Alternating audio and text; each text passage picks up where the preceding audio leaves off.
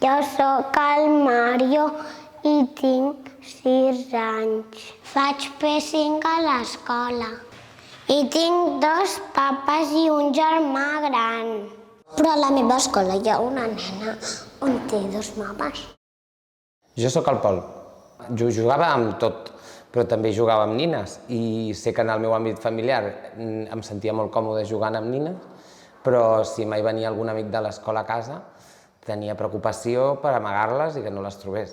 Tornant d'una discoteca que em vaig trobar un grup d'esquincs i em vam donar diverses patades.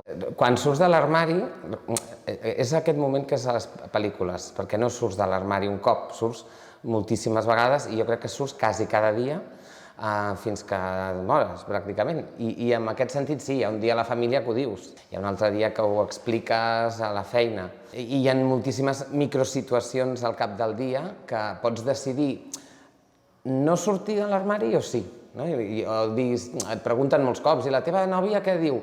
Doncs jo dic, no, el meu marit. O puc dir que li sembla molt bé a la meva nòvia imaginària. Realment és una decisió com diària, la de sortir. Jo crec que val la pena dir-ho i dir-ho fins a avorrir-nos de sentir-ho. No tenim cap generació completa que siguin adults i hagin pogut créixer amb aquesta normalitat. És una falsa normalitat compresa des de la maduresa d'un adult, i d'alguns adults, no de tots, i em temo que tampoc des de la majoria. Fins que això no passi, els nens i nenes de les escoles i dels instituts, jo crec que necessiten tenir molts referents i que hi hagi molta visibilitat, perquè el silenci és el pitjor enemic. No podem viure en una societat on la gent hàgim d'ocultar alguna cosa tan íntim i a la vegada tan natural com el que sents envers els altres. La clau serà que els nens i les nenes creixin sense por a ser ells mateixos. L'única forma de fer persones lliures és tenint una família que els doni estimació i suport i una escola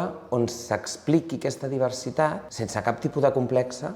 Jo sóc José i tinc 55 anys.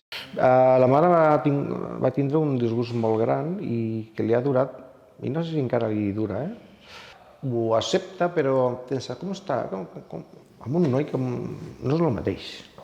No et cuidarà igual, no et cuinarà igual perquè és la mare aquella que cuina, que planxa, que és la jefa de la casa, una matriarca d'aquella és la veritat. Vaig haver-hi d'amagar-me molt, jo ho sento, i vaig a fer la mili i tot això va ser molt dur, perquè era viure sol, jo no...